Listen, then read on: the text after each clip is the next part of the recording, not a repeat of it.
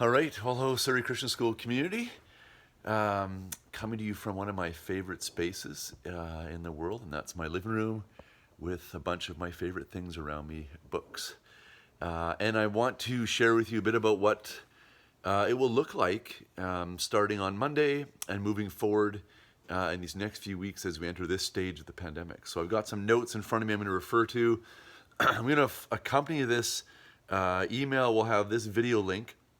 And it will also have some data in the email that sort of is even more specific to this. So if you are someone who needs to read things over a few times, that's an option. If you're someone who just wants to watch a video in your car while you're at the drive-thru at Starbucks, then this is also an option for you.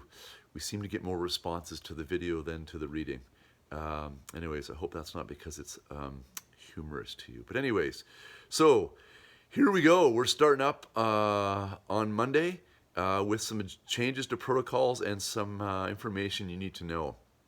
The first thing is the increased importance of self-assessment and daily health checks. So there is that Thrive app that will be in the body of the email again. Please amp up if you've been relaxed on that, doing those daily health checks with your children, and please keep your child home if they are sick. Even if you get tested negative for COVID, but they have symptoms of illness, please keep them home just to minimize the spread. There's enough stuff going around with Omicron that we don't need to spread other stuff around as well. So if your child has symptoms, please keep them home from school and then phone the school and let us know that. So important to that is you don't need to tell us if your child is tested positive for COVID. You're not required to do that. Your personal information is private. Please tell us if your child's absent for health reasons.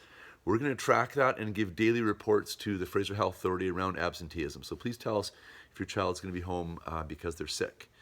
If your child does test positive for COVID, you'll be sent a link from the Fraser Health Authority with the protocols to follow. Please do that. And that's the self-reporting part. So if you become tested positive for COVID, you fill out that stuff, and that's how you report and connect to your close contacts.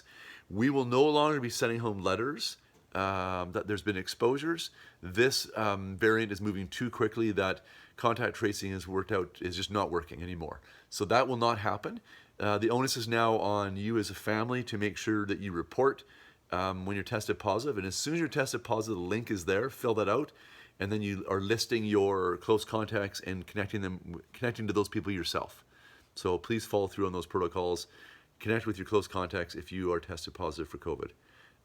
Again, the importance of self-assessment, self-monitoring for symptoms, and self-reporting. That's a big change now. No longer will the Fraser Health Authority or the school be sending you home information regarding exposures at school.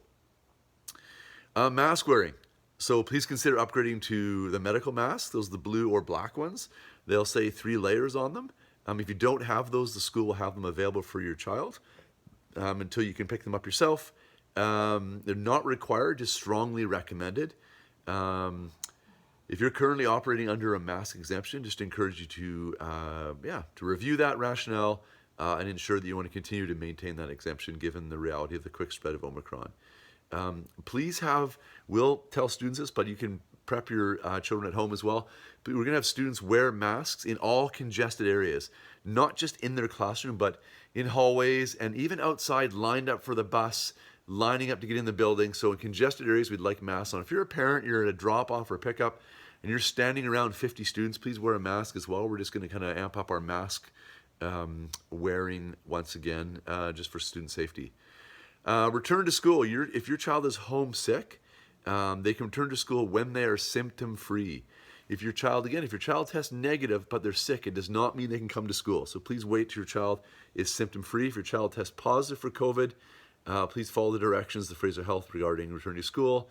If your child is not vaccinated, it's about a 10-day stay at home and about a 5 to 6 day if your child is vaccinated. Again, you will get all that information if you're tested positive and be sent directly to you. Continuity of learning is the big phrase. I'm going to wrap up with this data now. So our goal is to provide continuity of learning in the midst of potential absenteeism from students and even staff members. So if your child's going to be away for a number of days, please tell the school that right away. If they have the sniffles, you think we're going to keep them home and see that's fine. But if you think, my child has a headache and a fever and a sore throat, I think they're going to be home for a few days, please tell the school that. We will initiate continuity of learning protocols, and that will vary depending on age and subject. There may be some classes at the high school where your child just joins the class via Zoom. There may be some childs at primary or some classes at primary where we send home a continuity of learning package where they're working on their grade level skills and projects. So again, please let us know if you think it's going to be a few days. If your child's in secondary, please have them contact their teacher as well directly, and that'll help us initiate the process even quicker to get the continuity learning protocols in place for them. People, you have questions about staff absenteeism. In cases of staff absenteeism, we're going to do our best to provide continuity of learning with the resources we have, scrambling teachers to cover different classes. As much as possible, we're going to try and keep school open and keep it running for students who are able to be there. However, in the case of a functional closure, that's where we cannot provide learning for your child, whether it's a whole class or even a whole campus. We will try and communicate that as quickly as possible to you. However, worst case scenario, that may happen the morning of a day, the day of.